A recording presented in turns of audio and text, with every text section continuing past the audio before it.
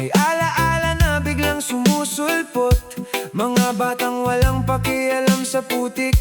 Takbo sa kalsada, tawanan ng kapalit. Walang cellphone, walang iniisip, basta't magkakasama, sapat ng dahilan. Sa bawat patak na bumabagsak sa lupa, may kwento ng kahapon na bumabalik sa alaala.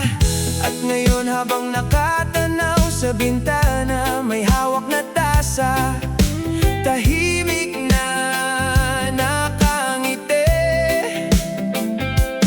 Parang kahapon lang ang lahat ng saya. Sa ulan tayo'y muling nagkita. Masarap ang kape kapag umuulan, lalo na't may alaala ng nakaraan. Sa bawat higop, bumabalik ang saya. Noong bata pa tayo, walang problema.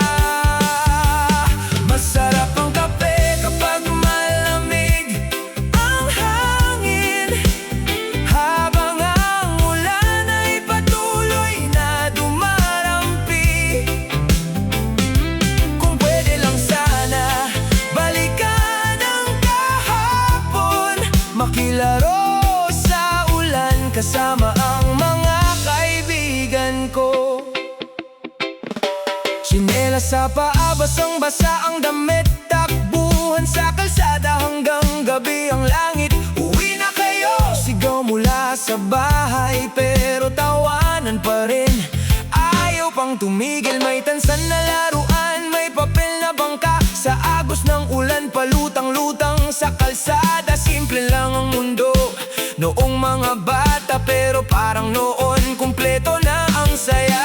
Ngayon ay kanya-kanya na ang buhay, may trabaho, may pamilya, may sariling bahay. Pero kapag umulan at humigop ng kape, bumabalik ang batang minsang naging tayo. Masarap ang kape kapag umuulan, lalo na't may alaala ng nakaraan. Sa bawat higop, bumabalik ang saya. Noong bata pa tayo, walang problema. Masarap ang kape kapag malamig ang hangin, habang ang ulan ay patuloy na dumarampi. Kung pwede lang sana, balikan ang kahapon, makilaro sa ulan kasama ang mga kaibigan ko. Kape sa umaga, ulan sa labas, mga alaala'y hindi kumukupas. Kahit lumipas ang maraming taon, barkada't kabataan nasa puso pa rin ngayon. Oh yeah. Umuulan, kape muna, balik tanaw.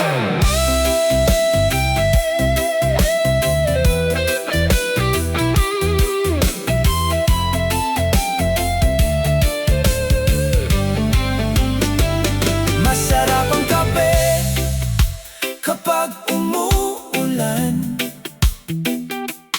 parang may pinto ang bukas sa nakaraan. Sa bawat higop, naririnig ko pa ang tawanan nating magkakaibigan noon sa kalsada.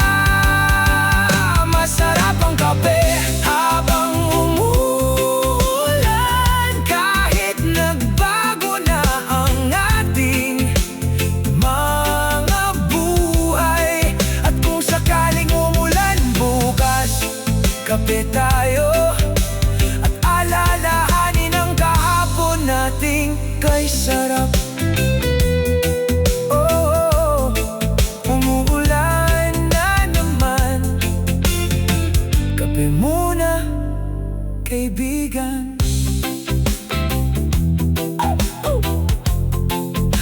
Salamat sa mga alaala.